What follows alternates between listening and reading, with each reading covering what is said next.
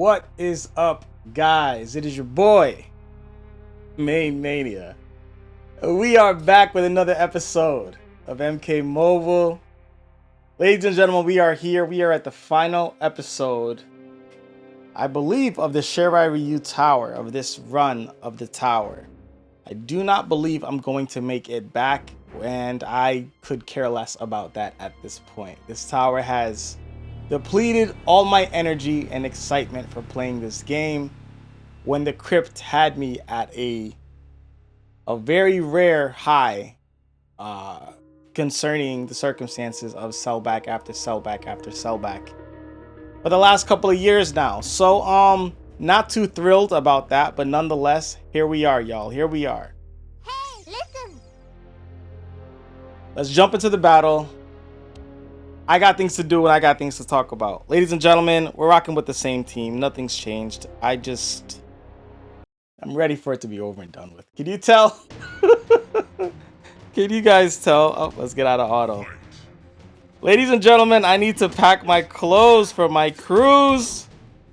I'm over here thinking about this cruise because I'm about to go on it shortly. And, you know, I'm over here thinking about all my past cruises and stuff like that, you know, cruises that I've gone on in the past. And you know, it's actually interesting when I think about some of the things I've experienced on past cruises. It kind of makes me laugh because things were so different. I mean, I've won 2 basketball competitions. I've won dance contests. I've been in dance contests. I've performed. I've done a lot on cruises. Like I said, man, a cruise is such a comfortable vacation for me because I have been on so many of them, and I've had some pretty, for lack of better terms, pretty unique experiences on them. Please don't dodge this. Thank you. All right. Is that frostbite? I don't know if he just got that, though. I'm just going to go for the 2. We'll get it here. And then we'll just have MK11 Poppycock to deal with. There we go. That's what I wanted to see. And as soon as I tag in, he cancels that out for me. And we're going to immediately just go right into it because he is soaked. Let's get that luck damage. Actually, we're not going to get it because of Sandstorm. Can we just not? Oh, God. Get out. Get out. I don't trust him. We will just SP1 cycle him and wrap up there. Final run of the Shirai Ryu Tower. Give me my cell back and cross your fingers for your boy.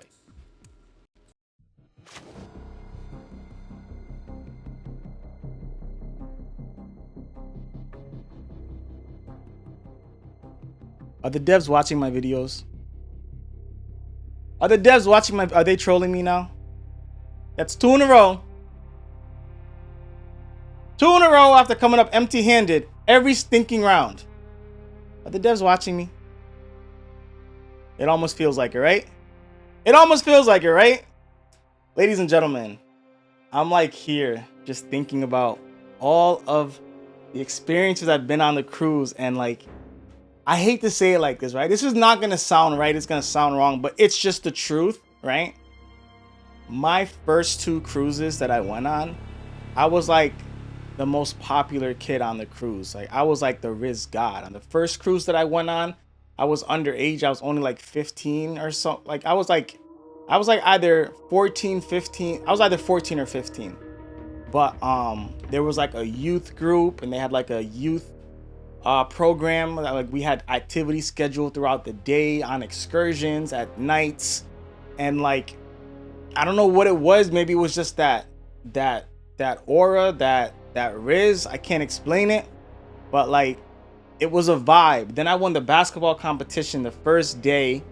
Then they saw that I could dance the first night at the club, and like, yo, from that moment, the rest of the cruise was like cakewalk. Like, yo, I think I mentioned it to you guys, but like, yo, My first cruise and the second one too, but the first one especially, my mother was getting mad because every time she saw me with a pina colada or a daiquiri in my hand. Mind you, I'm underage. I'm like 14, 15 years old.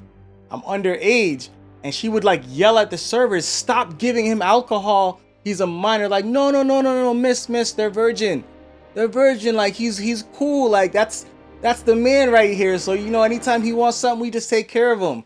She was like, I better not see these on my card. She was like, no, don't worry about it. Like, we got him. I promise you, I was getting at least like 4 or 5 drinks for free per day.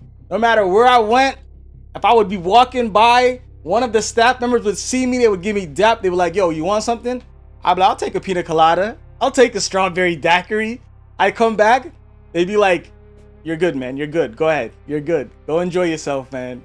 Do it for the islands. You know what I'm saying? So, yo, it was a vibe. It was a vibe. And then when I came back on my 18th birthday, yo, when I came back on my 18th birthday, that cruise was insane, bro. I had like 4 girlfriends die the second night. Yo, like, I can't explain what it is. I just had a vibe. My cousin, who is around the same age as me, like, she would just be looking at me like, I hate this kid. Like, what is it about him? I don't know, man. Back then, and I definitely don't feel like I still have that now. But back then, man, the RIZZ was crazy, fam. The RIZZ was crazy. And like, I'm over here reminiscing about the old cruises. I'm going through old pictures because, you know, I'm leaving, you know, within a couple of days. While you guys are watching this, I'm on the boat. And I'm just like saying to myself, like, yo, how can I get back into that mood? How can I get back into that vibe, that rhythm? How can I get the RIZZ back? You know what I'm saying? Like, I don't know. Like, I really, like, I know it sounds, like I said, it's going to sound like a really weird conversation but it's real. Like, it's real. Like, these are the facts. Like, yo, I got pictures for days, son, for days. And like, yo, I'm looking back and I'm just saying to myself, like, what did I do differently back then that I don't do now? What was it about me then that was so welcoming and appealing that I don't do now? Because, you know, as you get older, you do change. You do change. You change your mannerisms. You change your outlook. You change your guard, right? Your defensiveness. You change how much you how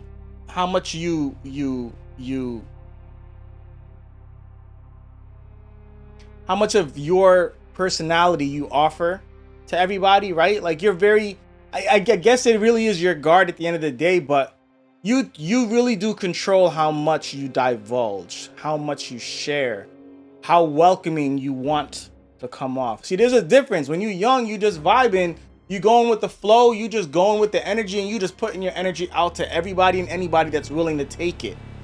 But when you get older, you're so much more selective of who gets your energy, of who gets to know you, of who gets to know deep and personal things about you, of who you open up to, right? There's a word that I'm thinking of and I just can't, it's gonna come to me as the video's wrapping up, but watch, it's gonna come to me then. But nonetheless, you know, I'm over here thinking to myself, what did I do back then that I just don't do anymore? What was it about me back then that was so appealing and so interesting for people to come up to me, start conversations, want to get to know me, want to hang out with me, want to drink with me, want to party with me, that I don't give out anymore? And I'm not gonna lie, I tell people all the time, like, I got resting bitch face now. Like, I do not look like a very warm and welcoming person in person.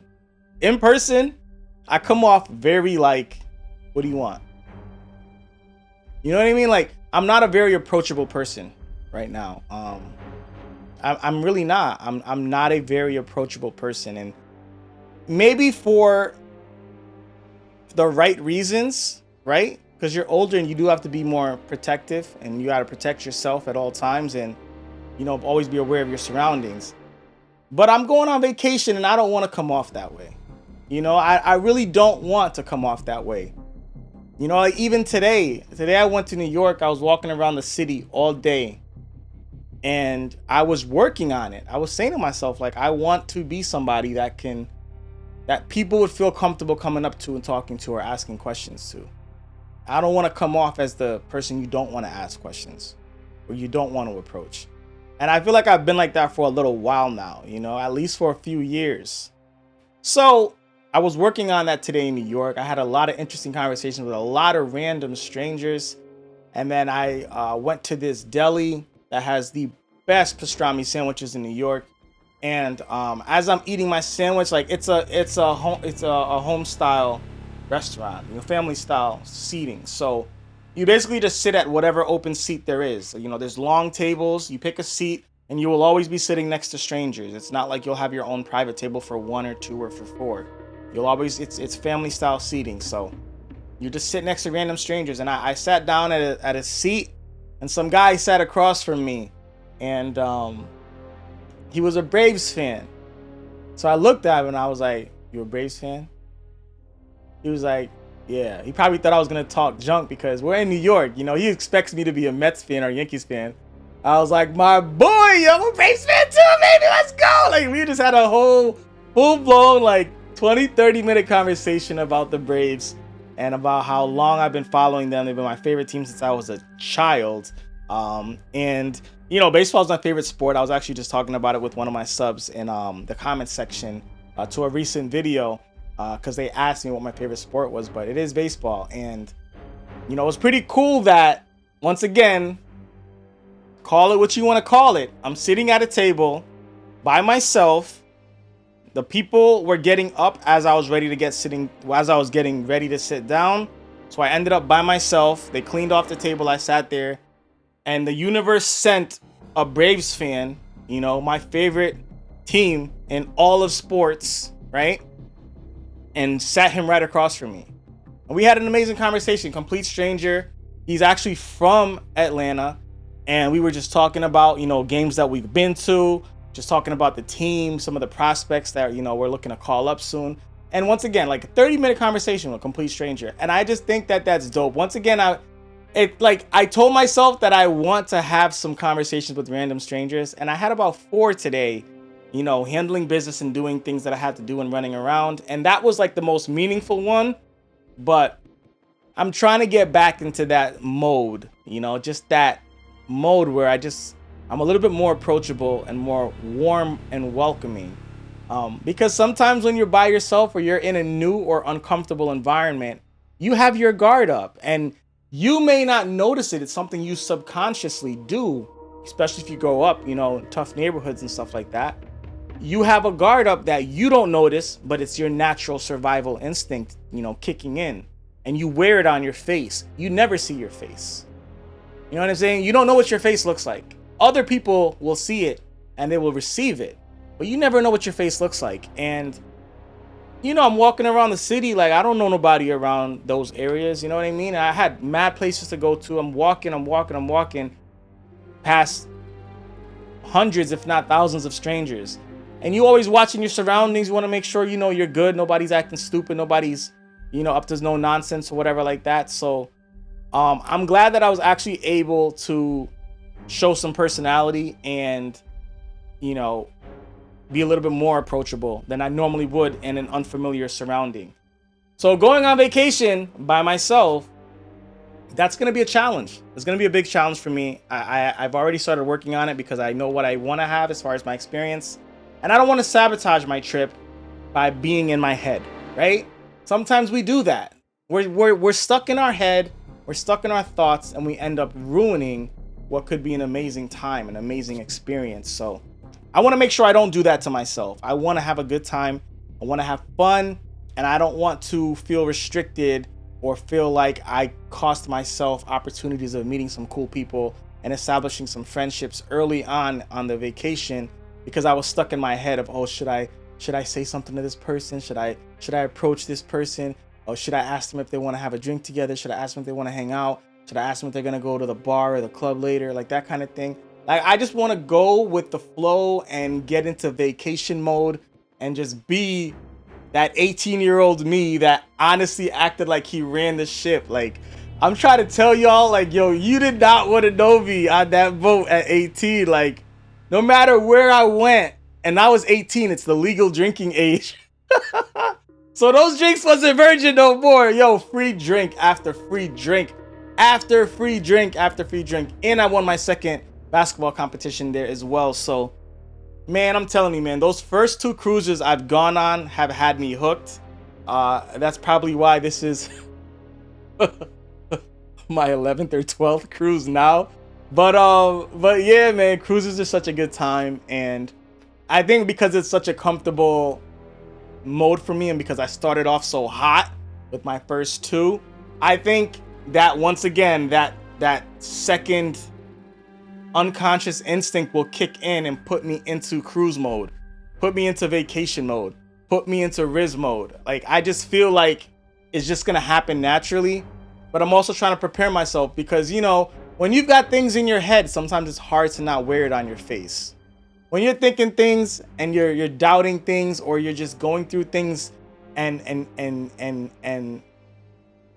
you want to clear your mind and have a good time, sometimes it's hard to get that off of your face. Take it out of your mannerisms, because it's just it's subconscious.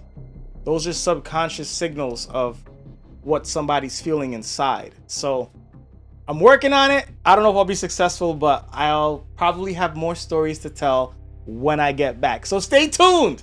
Y'all know how that goes, baby. If you enjoyed today's episode, as always, leave a like, show your boy some love. Hopefully you guys wish me a fun time on this cruise that I'm probably on right now as you're watching today's episode. And if you want to show me extra love and give me that extra juju so I can be a RIZZ god, make sure you show your boy some love. You got the join button, you got the thanks button, subscribe if you're new, and I'll see you guys next time with MaineMania.